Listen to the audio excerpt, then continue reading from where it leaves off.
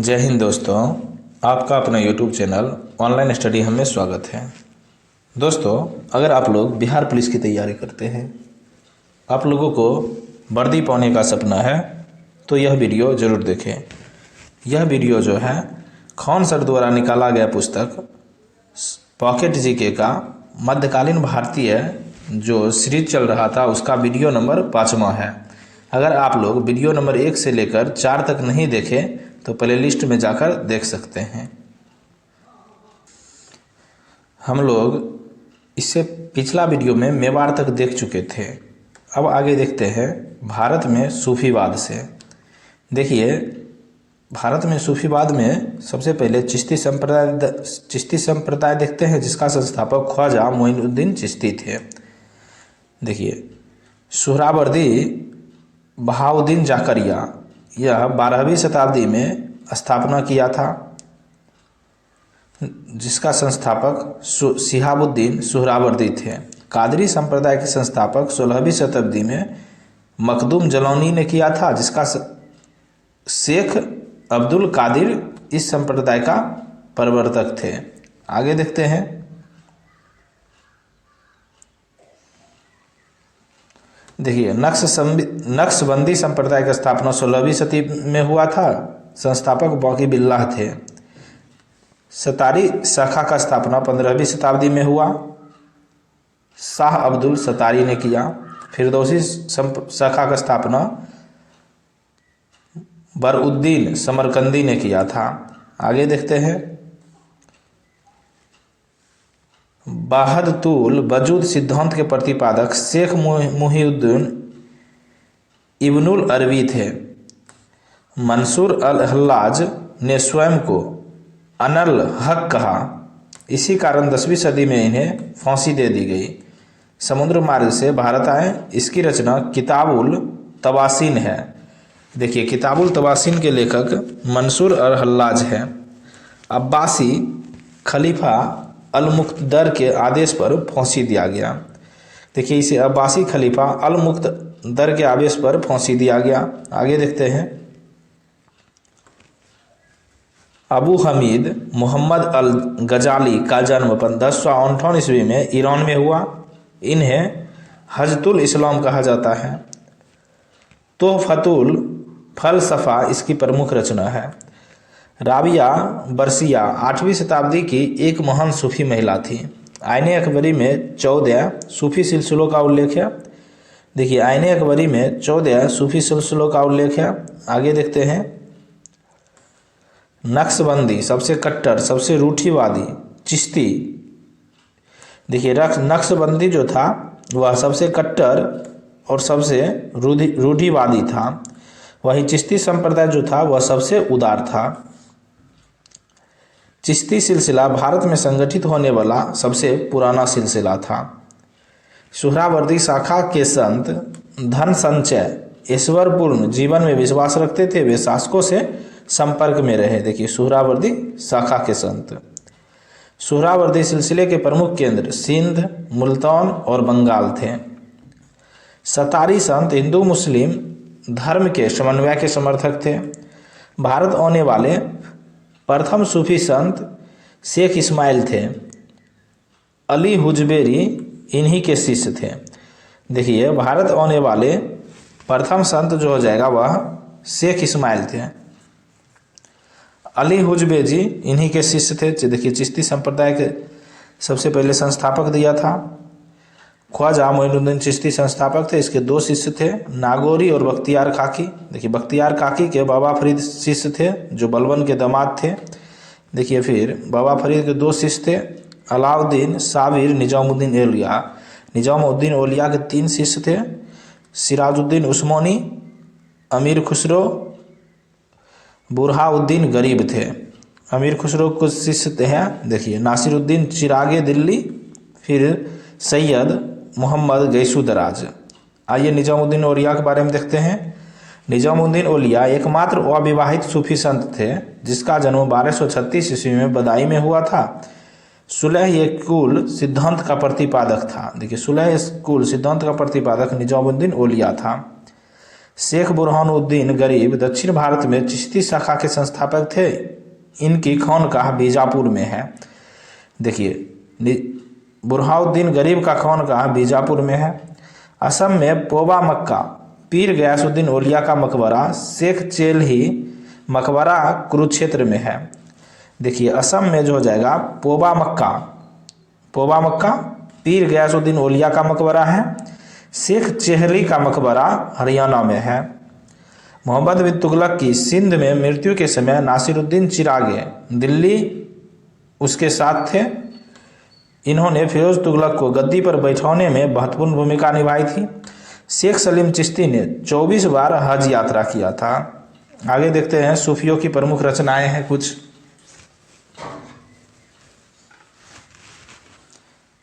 चिश्ती संप्रदाय में कुछ रचनाएं दिया गया है। देखिए तौहीद ए वजूदी के लेखक नासिरुद्दीन चिरागे दिल्ली थे। खताए रूल कुदस और सरह ए मशरिफ के लेखक गैसू दराज थे। किताबुल तवासीन के लेखक मंसूर अल हज्जाज थे। रुसद नामा के लेखक गंगोही थे। तोहफतुल फलसफा के लेखक इमाम गंजाली थे। कशफ उल महजूब के लेखक अली हुजवेरी थे। मलिक उत्तैल तज़किरातुल औलिया के लेखक फरीउद्दीन अतार थे। देखिए यह पुस्तक बार बार देखने के बाद ही आपको याद होगा। इसका स्क्रीनशॉट आप लोग करके रख लीजिए। सोहरावर्दी संप्रदाय के बारे में देख लेते हैं। देखिए सोहरावर्दी संप्रदाय कुछ पुस्तक है। अदाब उल मुरीदीन के लेखक शेख जियाउद्दीन थे। अबारिफुल मारिफ के लेखक शहाबुद्दीन सोहरावर्दी थे। आगे देखते हैं अब। तबाली उस शम्स और लबाई के लेखक हमीउद्दीन सोहरावर्दी थे। नूज हतुल अरवाह के लेखक शेख अमीर हुसैनी थे। सीरत उल मुस्तकिन के लेखक शेर अमीर हुसैनी थे। ख्वाजा मीर दर्द नक्शबंदी सिलसिले के प्रमुख सूफी कवि थे। इनकी रचनाओं में इनमुल किताब नलाए दर्द आहे दर्द दर्दे दिल शाम ए महफिल आदि प्रमुख हैं। देखिए कुछ कथन संग्रह है, देख लेते हैं। फवायदुल फवायद यह हसन अमीर हसन सिज्जी की कथन है। सोहरावर्दी संत शेख मूसा सदैव स्त्री के वेश में रहते थे। सोहरावर्दी संत बाबा फकरुद्दीन ने पेनगोंडा के राजा और प्रजा दोनों के मुरीद बनाया। देखिए पेनगोंडा को राजा और प्रजा दोनों को मुरीद बनाए थे।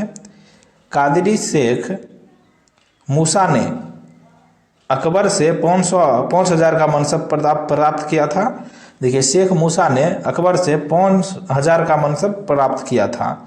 कादरी सूफी मियाँ मीर जहांगीर एवं शाह जहाँ के समकालीन थे। इनके शिष्य मुल्ला शाह बदख्ती दारासिको के पुत्र थे। आगे देखते हैं। जहां आरा बेगम यानी शाहजहां की जो पुत्री थी ने मुल्ला शाह बदख्श की जीवन की साहिबिया लिखी है। देखिए साहिबिया के लेखक जहां आरा बेगम थी। नक्शबंदी शाखा का केंद्र कश्मीर था। इस शाखा के सूफी ख्वाजा महमूद अकबर एवं जहांगीर के दरबार में रहते थे। शेख अहमद सरहिंदी के बारे में देखते हैं अब। देखिए शेख अहमद सरहिंदी नक्शबंदी का जन्म 1563 ईस्वी में हुआ था। इन्होंने वजूदिया सहदुया मतों का समन्वय किया, शरीयत पर जोर दिया, अकबर के उदार नीति का विरोध किया, शियाओं का आलोचना किया। आगे देखते हैं। बादशाह औरंगजेब नक्शबंदी सिलसिले के अनुयायी थे। वह शेख मासूम का शिष्य था। मोहम्मद गौस सतारी सिलसिले के प्रमुख सूफी थे। इनकी खानकाह ग्वालियर में है। तौनसेन का इनका चेला है। देखिए तौनसेन मोहम्मद गौस का चेला था। मोहम्मद गौस ने जवाहिर खमसा तथा अबराद ए गोसिया की रचना की। अमृत कुंड का संस्कृत में फारसी अनुवाद किया। मुगल काल में सताली सिलसिले का प्रमुख केंद्र गुजरात, ग्वालियर, मांडू, बुरहानपुर थे। औरंगजेब ने उत्तराधिकार के युद्ध में सबसे पहले शेख बुरहानुद्दीन से आशीर्वाद लिया था। आगे देखते हैं निजामुद्दीन औलिया के अहाते में स्थित 4 मज़ार। वह 4 जो था अमीर खुसरो, जहान आरा, जियाउद्दीन बर्नी। देखिए जियाउद्दीन बर्नी के कुछ करम हैं: खैरुल बयान, बयाजीद अंसारी, जवाहरी शमसा, मोहम्मद गौस सतारी। फिर देख लेते हैं किछोरा शरीफ जो हो जाएगा सैयद महमूद शाह अशरफ जहांगीरी। देवा शरीफ जो हो जाएगा, देवा शरीफ किसका मज़ार है? सैयद सलार मसूद गाजी का। शेख मोइनुद्दीन चिश्ती जो चिश्ती संप्रदाय के थे, इसका दरगाह अजमेर में है। इनकी पुण्यतिथि पर उस्र महोत्सव मनाया जाता है। शेख ख्वाजा कुतुबुद्दीन बख्तियार काकी की दरगाह दिल्ली में है। सूफी उस्ताद अपनी समाओं को खौनकाही में आयोजित करते थे, जिन्हें धर्मशालाएं कहा गया था। सूफी परंपरा के संदर्भ में सभा शब्द का अर्थ पवित्र गीतों का पाठ, बलि शब्द का अर्थ संत होता है। देखिए सूफी परंपरा के संदर्भ में सभा शब्द का अर्थ पवित्र गीतों का पाठ होता है, बलि का शब्द संत होता है। सूफी संत का मकबरा दरगाह कहलाता है। शेख मोइनुद्दीन चिश्ती की दरगाह अजमेर में है। ख्वाजा कुतुबुद्दीन बख्तियार काकी का दरगाह दिल्ली में है। हाजी अली दरगाह मुंबई में है। शेख निजामुद्दीन औलिया की दरगाह आगरा में है। कभी कभी यह मिलान करने के लिए पूछ दिया जाता है, इसको आप लोग याद रखें। सूफी संत शेख निजामुद्दीन महमूद की उपाधि चिराग देहलवी, शेख निजामुद्दीन औलिया की उपाधि महबूब ए इलाही, शेख अहमद सरहिंदी की उपाधि मुजदिद, सैयद मोहम्मद गेसुद राज की उपाधि बंदनवाज थी। देखिए अब भक्ति आंदोलन के बारे में देखते हैं। सूफी आंदोलन देख लिए।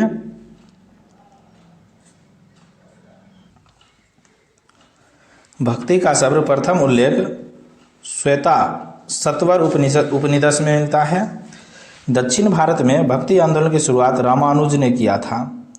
इसे उत्तर भारत में लाने का श्रेय रामानंद को है। यह इंपॉर्टेंट हो जाता है, यहाँ से बिहार पुलिस की क्वेश्चन पूछा गया है। दक्षिण भारत में भक्ति आंदोलन की शुरुआत रामानुज ने किया था। इसे उत्तर भारत में लाने का श्रेय रामानंद को है। भक्ति आंदोलन के बीच दक्षिण भारत में अलवार एवं नैनार संतों के आंदोलन में देखने को मिलते हैं। दक्षिण भारत में भक्ति आंदोलन का प्रारंभ तमिल ग्रंथ तिरुमुरई तथा प्रबंधन में मिलता है। मालाबार तट के शासक चेरामन पेरुमल ने इस्लाम धर्म कबूल किया था। उसने हज यात्रा भी की थी। आगे देखते हैं। अलवार संतों की संख्या 12 थी। अलवार संत जो था वह भगवान विष्णु के भक्त थे। वे निम्न राज्यों में संबंधित हैं। देखिए पोईगई, भूतार, पेयारबार, तिरुमिलाई पल्लव, कुलशेखर राजाचेल। देखिए नम्मालवार, मधु कवि, पेरियार, अडियार, ये सब पौंड वंश। आगे देखते हैं। तोंडर, दिपोडी, तिरुपोन, तिरुमगई, यह सब चोल से संबंधित था। आगे देखते हैं। तिरुपान निम्न कुल से संबंधित था। अंडाल एक नैरार संत नहीं था, यह अलवार महिला संत थी। देखिए अंडार जो हो जाएगा यह अलवार महिला संत था। अलवार जो था वह विष्णु के उपासक था और नैनार भगवान शिव का उपासक था। आगे देखते हैं।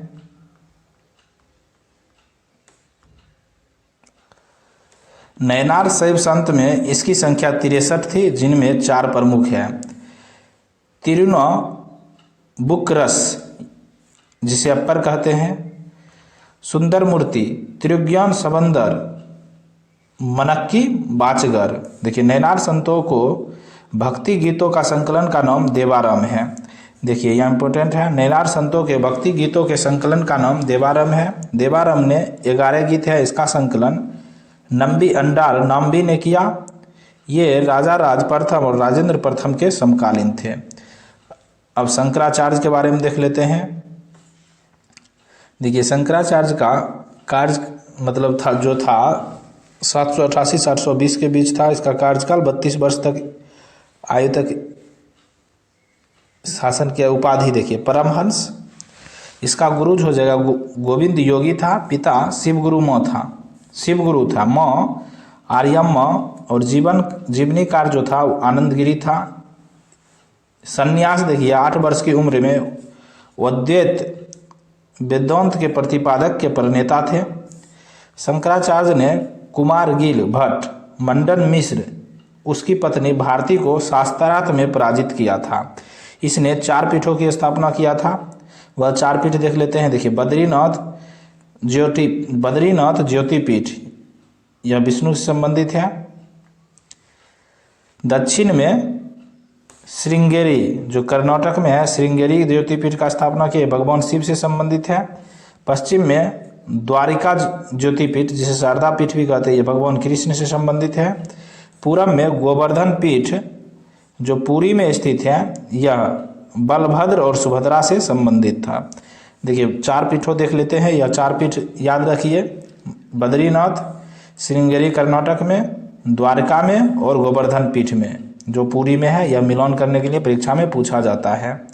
बौद्ध धर्म की महायान शाखा से प्रभावित होने के कारण इन्हें प्रच्छन्न बौद्ध भी कहा जाता है। शंकराचार्य के लिखे प्रमुख ग्रंथ ब्रह्मसूत्र भाष्य, गीता भाष्य, उपदेशी साहसी, प्रपचन, सारतंत्र और मरी पंचम है। देखिए शंकराचार्य ने कुछ पुस्तक ग्रंथ लिखा है, उसके बारे में देख लिए। ब्रह्मसूत्र प्लस उपनिषद प्लस भगवत गीता बराबर प्रस्था नैत्री होता है। इस तीनों पुस्तक को मिलाकर प्रस्था नैत्री पुस्तक लिखा गया। शंकराचार्य के बारे में देख लिए। अब हम लोग रामानुचार्य के बारे में देखते हैं। यह वैष्णव संप्रदाय के अनुयायी थे। इन्होंने अपना मत विशिष्टाद्वैतवाद दिया था। 120 साल की आयु। देखिए रामानुचार्य का जन्म आंध्र प्रदेश के तिरुपति में 1017 में हुआ था। इसकी मृत्यु 1137 ईस्वी में हो गया था। चोल राजा कलोतुंग द्वितीय से इसे मतभेद थे। देखिए चोल राजा कलोतुंग द्वितीय से इनके मतभेद थे, जिस कारण इन्हें श्रृंगेरी छोड़ना पड़ा। रामानुज को दक्षिण भारत में विष्णु का अवतार माना जाता है। रामानुज के अनुसार जीव आनंदम चैतन्यमय स्वयं प्रकाशित तथा विशिष्ट है तथा जगत मिथ्या न होकर सत्य सृष्टि है। रामानुज ने भगवान में व्यक्तित्व की प्रधानता को स्वीकार किया है। वेदांत सार, वेदार्थ संग्रह, वेदांत द्वीप, वेदांत संभव, न्याय कुलिस इनके ग्रंथ हैं। रामानुचार्य के बारे में देख लिए। अब निम्बार्काचार्य के बारे में देखते हैं। इन्होंने द्वैतवाद के प्रवर्तक थे। निम्बार्काचार्य का जन्म 1165 ईस्वी में मद्रास में हुआ था। इन्होंने वृंदावन में कार्यक्षेत्र बनाया। शनक संप्रदाय की स्थापना किया। भेदाभाव संप्रदाय निम्बार्क सगुण भक्ति के समर्थक थे। कृष्ण इनके आराध्य देव थे। देखिए निम्बार्काचार्य के कृष्ण आराध्य देव थे। अवतारावाद के समर्थक निम्बार्क को सुदर्शन चक्र का अवतार माना जाता है। इसकी प्रमुख रचना वेदांता परिजात सौरभ 10 श्लोकी सिद्धांत रत्न है। अब माधवाचार्य के बारे में देख लेते हैं। इन्होंने आनंद तीर्थ मत के प्रवर्तक थे। माधवाचार्य का जन्म कर्नाटक में 1199 में हुआ। इन्होंने शंकराचार्य के अद्वैतवाद, रामानुचार्य के विशिष्टाद्वैतवाद का खंडन किया और द्वैतवाद का प्रतिपादन किया। आत्मा तथा परमात्मा को पृथक माना है। लक्ष्मी नारायण के उपासक थे। देखिए माधवाचार्य हो जाएगा लक्ष्मी नारायण के उपासक थे। इनका संप्रदाय ब्रह्म संप्रदाय था। आगे देखते हैं। इन्हें वायु का अवतार माना जाता है। कन्नड़ भाषा में उपदेश दिए थे माधवाचार्य ने।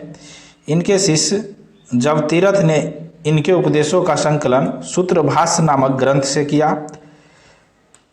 दार्शनिक एवं उनके द्वारा प्रतिपादित मंत्र कुज्जी शंकर ने रामानुचार्य की विशेष कृपा से निम्बार्क के दुलारी शुद्ध वल्लभ से माधव के 2 बार मारा। आगे अब रामानंद के बारे में देखते हैं। देखिए रामानंद इनका जन्म इलाहाबाद में हुआ था। बनारस को अपना कार्यक्षेत्र बनाया था। गुरु राघवानंद थे, देखिए रामानंद के गुरु राघवानंद थे। इसका शिष्य धन्ना था जो जाट था, सेन थे जो नाई थे, रैदास चमार थे, कबीर जुलाहा थे, पीपा राजपूत थे। इनके आराध्य देव राम थे। देखिए रामानंद के आराध्य देव भगवान राम थे। गयासुद्दीन तुगलक, मोहम्मद तुगलक, फिरोज शाह तुगलक इनके समकालीन शासक थे। रामानंद प्रथम भक्ति सुधारक थे। इन्होंने ईश्वर की आराधना के द्वार महिलाओं के लिए भी खोल दिया। महिला शिष्य पद्मावती और सुश्रुति थी। आगे देखते हैं, रामानंद प्रथम संत थे जिन्होंने हिंदी भाषा को अपने मत के प्रचार का माध्यम बनाया था। यह इंपॉर्टेंट हो जाता है। आगे कबीर के बारे में देखते हैं। कबीर जो हो जाएगा 1440 से 1510 के बीच है। इसका जन्म बनारसी के एक विधवा ब्राह्मणी के गर्भ से हुआ।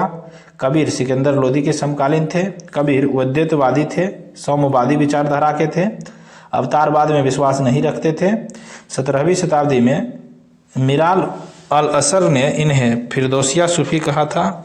कबीर सती प्रथा एवं बाल विवाह के विरोधी थे।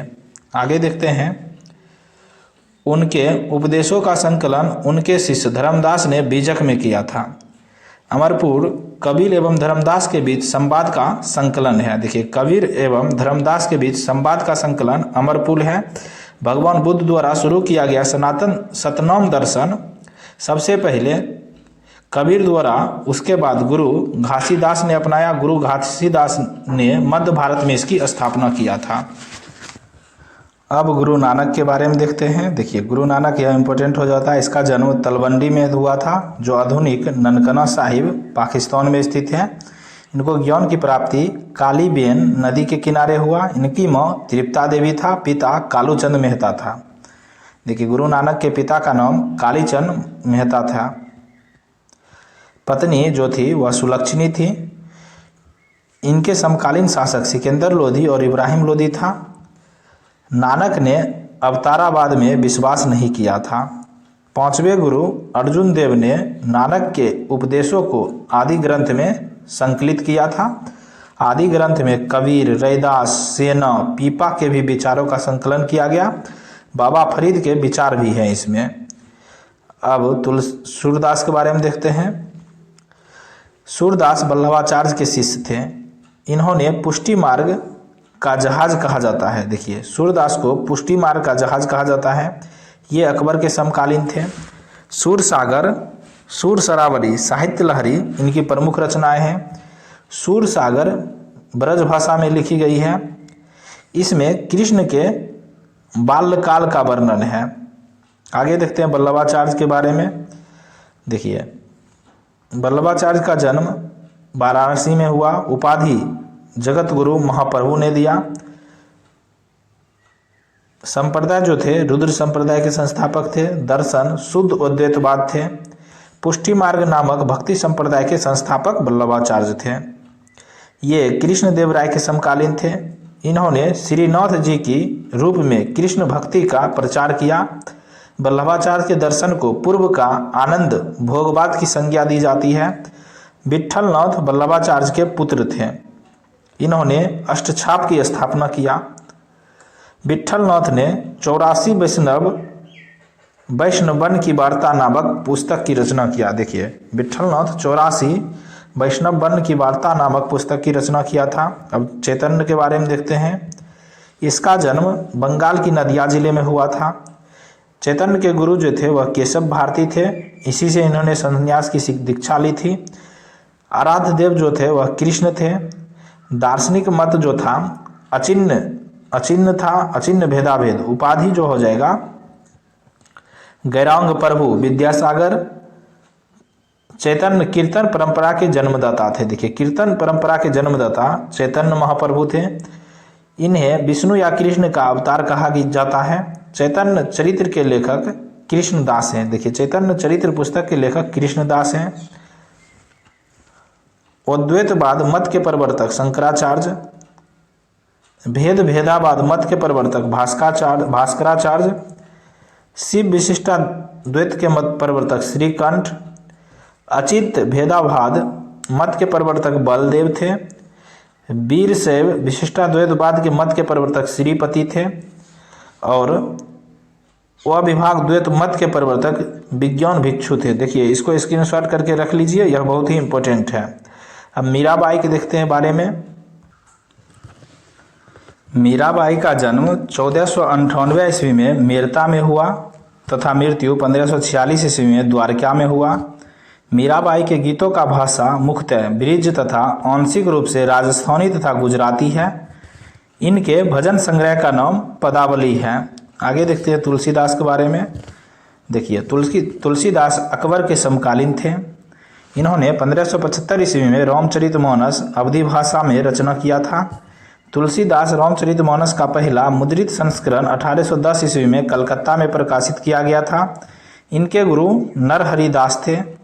तुलसी की रचनाओं में रामलला, नहछु, वैराग्य संदीपनी, बरबे रामायण, पार्वती मंगलम, जानकी मंगलम, रामज्ञा प्रश्न, श्री कृष्ण गीतांबली, दोहावली, कवितावली।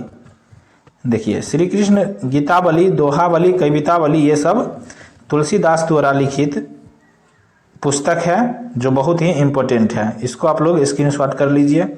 अब रैदास के बारे में देखते हैं। रैदास का जन्म काशी में हुआ। कबीर ने रैदास को संतों का संत कहा है। इन्होंने अवतारवाद का खंडन किया। इनका विचार मन रहे चंगा तो कठौती में गंगा, या बहुत आप लोग सुनते होंगे मन चंगा तो कठौती में गंगा। यह रैदास ने विचार प्रकट किए थे। अब दादू दयाल के बारे में देखते हैं। दादू दयाल कबीर के पुत्र, कमाल के शिष्य और गुजरात राजस्थान के प्रसिद्ध संत थे। देखिए दादू दयाल जो जगह कबीर के पुत्र थे और कमाल के शिष्य थे। दादू ने सर्व दर्शन के मूल्यों को अस्वीकार कर दिया तथा निपक मार्ग के अनुमोदन किया। दादू के प्रमुख शिष्य रज्जब राजस्थान ने कहा था, दादू के प्रमुख शिष्य रज्जब ने कहा था, यह संसार वेद है, यह सृष्टि कुरान है। देखिए संसार वेद है, सृष्टि कुरान है। अब शंकर देव के बारे में देखते हैं। शंकर देव ने असम में वैष्णव या कृष्ण भक्ति का प्रचार किया था। देखिए कहाँ, असम में। इन्हें असम का चैतन्य कहा जाता है। शंकर देव अकेले कृष्ण मार्गी संत थे जो मूर्ति पूजा के विरोधी थे। शंकर ने सर्वोच्च देवता की महिला सहयोगियों जैसे राधा, सीता, लक्ष्मी को मान्यता नहीं दी थी। भक्ति रत्नाकर इनकी प्रमुख रचना है। देखिए भक्ति रत्नाकर जो हो जाएगा शंकर देव की प्रमुख रचना है। शिव नारायण खत्री का जन्म 1710 ईस्वी में बलिया उत्तर प्रदेश में हुआ था। वे निर्गुण ब्राह्मण के उपासक थे। उत्तर मुगल कालीन शासक मोहम्मद शाह इससे प्रभावित था। आगे देखते हैं। कुमारन आसन केरल के सामाजिक पुनर्जागरण से संबंध थे। कुछ संप्रदाय है उसका संस्थापक है, देख लेते हैं। यह मिलान करने के लिए बराबर परीक्षा में पूछा जाता है। श्री संप्रदाय के संस्थापक रामानुज थे। ब्रह्म संप्रदाय के संस्थापक माधवाचार्य हैं। रुद्र संप्रदाय के संस्थापक विष्णु स्वामी या वल्लभाचार्य हैं। सनक संप्रदाय के संस्थापक वल्लभाचार्य हैं। अब देखते हैं संत मूलकदास के बारे में। संत मूलकदास का जन्म 1631 ईस्वी में करा में सुंदरलाल खत्री के घर हुआ था। शिव की प्रतिष्ठा में भारत में 12 ज्योतिर्लिंगों की स्थापना की गई थी। महाराष्ट्र में भक्ति संत के बारे में देखते हैं। अब देखिए महाराष्ट्र के भक्ति संत के बारे में अब देखते हैं। महाराष्ट्र में भक्ति के दो संप्रदाय थे। एक वारकरी, ये कृष्ण के अवतार माने जाते हैं और विट्ठल को पूजा करते थे। और धरकरी, ये राम भक्त थे। देखिए बरकरी के बारे में देखते हैं। देखिए बरकरी संप्रदाय के प्रमुख संत जो हो जाएगा ज्ञानदेव थे, नामदेव थे, तुकाराम, बहिनाबाई और गौरा कुंभार थे। और धरकरी संप्रदाय के प्रमुख संत रामदास और एकनाथ थे। आगे देखते हैं।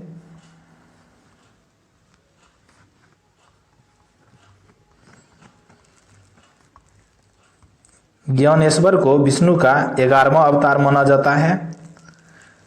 रसंत चोखा, चोरवा मेरा, गौरा कुम्हार, नरहरि सुनार तथा बाका महार आदि प्रमुख हरिजन संत थे। ज्ञानेश्वर ने गीता पर ज्ञानेश्वरी नामक टीका लिखा। ज्ञानेश्वरी नामक टीका ज्ञानेश्वर ने लिखा था। उनकी प्रमुख रचनाएं हैं अमृता अनुभव, चंगदेव प्रशस्ति। नौमदेव ज्ञानेश्वर का शिष्य था। इसका जन्म 1270 ईस्वी में हुआ था। ये जाति से दर्जी, पेशे से डाकू थे। महाराष्ट्र में भक्ति आंदोलन को लोकप्रिय बनाने में महत्वपूर्ण योगदान नौमदेव का है। विठोबा खेचरनाथ नामक कनफट्टे ने इन्हें ईश्वर की सर्वव्यापी स्वरूप से परिचित करवाया। इसका संप्रदाय जो हो जाएगा बरकरी संप्रदाय था। देखते हैं अब अभंग। देखिए अभंग जो हो जाएगा नौमदेव प्लस तुकाराम दोनों का मिश्रण था। भक्तिकालीन संतों में नौमदेव इस्लाम से सबसे ज़्यादा प्रभावित थे। नौमदेव के गीतात्मक पद गुरु ग्रंथ साहब में संकलित हैं। ज्ञानेश्वर की मृत्यु के बाद पंजाब में ही बस गए थे। इनके मराठी संतों का संकलन अभंग है। नौमदेव का कहना था, एक पत्थर की पूजा होती है, दूसरा पैरों तले रौंदा जाता है। यदि एक भगवान है तो दूसरा भी भगवान है। आगे देखते हैं तुकाराम के बारे में। देखिए तुकाराम यह बरकरी संप्रदाय के प्रवर्तक थे। यह शिवाजी के समकालीन थे। बरकरी संप्रदाय की स्थापना का श्रेय इन्हीं को दिया जाता है, तुकाराम को। तुकाराम के उपदेश भी अभंगों में मौजूद हैं। परमार्थ संप्रदाय के संस्थापक रामदास भी शिवाजी के समकालीन थे। देखिए परमार्थ संप्रदाय के संस्थापक रामदास थे, यह भी शिवाजी के समकालीन थे। इन्होंने महाराष्ट्र में राम की पूजा को लोकप्रिय बनाया। इनकी प्रमुख रचना दासबोध है। देखिए दासबोध के लेखक रामदास थे। आगे देखते हैं महाराष्ट्र में भक्ति काल में ही एक अन्य ग्रंथ महाअनुभाव ग्रंथ की रचना गोविंद प्रभु ने किया। देखिए महाअनुभाव पंथ की रचना गोविंद प्रभु ने किया था। इस पंथ ने वेद आश्रम व्यवस्था का विरोध किया, जिन कारण इन्हें सत्ता के विरोध का सामना करना पड़ा। यही कारण है कि इनके धार्मिक ग्रंथों की रचना प्रतीक लिपि में हुई थी। श्री कृष्ण और दत्तात्रेय इनके आराध्य देव थे।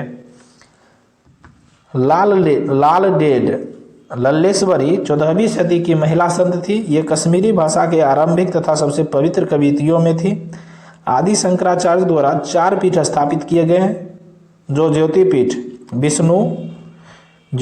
विष्णु, बद्रीनाथ उत्तराखंड, शंकराचार्य कृष्ण द्वारका गुजरात में, गोवर्धन पीठ बलभद्र सुभद्रा पुरी उड़ीसा में, श्रृंगेरी पीठ यह भगवान शिव के लिए मैसूर कर्नाटक में स्थापना किया गया। देखिए आदि शंकराचार्य द्वारा 4 पीठों की स्थापना किया गया। वह 4 पीठ कौन कौन है? देखिए ज्योति पीठ यह भगवान विष्णु के लिए है। यह बद्रीनाथ उत्तराखंड में स्थापना किया गया। शारदा पीठ का स्थापना यह भगवान कृष्ण से संबंधित है। यह द्वारका गुजरात में स्थापना किया गया। गोवर्धन पीठ बलभद्र और सुभद्रा से संबंधित है। इसकी स्थापना पुरी उड़ीसा में हुआ है। श्रृंगेरी पीठ भगवान शिव से संबंधित है। इसकी स्थापना मैसूर कर्नाटक में की गई है। आगे देखते हैं प्रमुख संत संप्रदाय।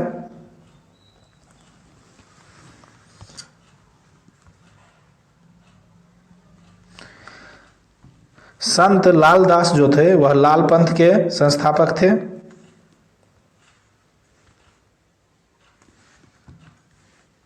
गोविंद प्रभु जो थे महाअनुभाव पंथ के संस्थापक थे। माधवाचार्य जो थे हरियाली संप्रदाय के संस्थापक थे। नित्यानंद गोस्वामी चैतन्य पथ के संप्रदायक थे। निरंजन जो थे वह क्वा निरंजनी संप्रदाय के संस्थापक थे। जाम्भोजी महाराज जो थे वह बिश्नोई संप्रदाय के संपादक थे। हित हरिवंश जो थे वह राधा बल्लभ संप्रदाय के संस्थापक थे। श्रीचंद जो गुरु नानक के पुत्र थे यह उदासी संप्रदाय के संस्थापक थे। स्वामी हरिदास सूखी संप्रदाय के संस्थापक थे। चंडीदास बाउल संप्रदाय के संस्थापक थे। आगे देखते हैं वीरभवन सतनामी संप्रदाय के संस्थापक वीरभवन थे। पुरंदर दास जो थे वह दासकूट संप्रदाय के संस्थापक थे। इस प्रकार हम लोग सूफी संत और भक्ति आंदोलन के बारे में देख लिए। यहाँ से हर परीक्षा में 1 या 2 प्रश्न जरूर पूछे जाते हैं। आप लोग सही से इस वीडियो को देखें। अब अगला वीडियो में मुगल वंश के बारे में देखेंगे। Thank you for watching.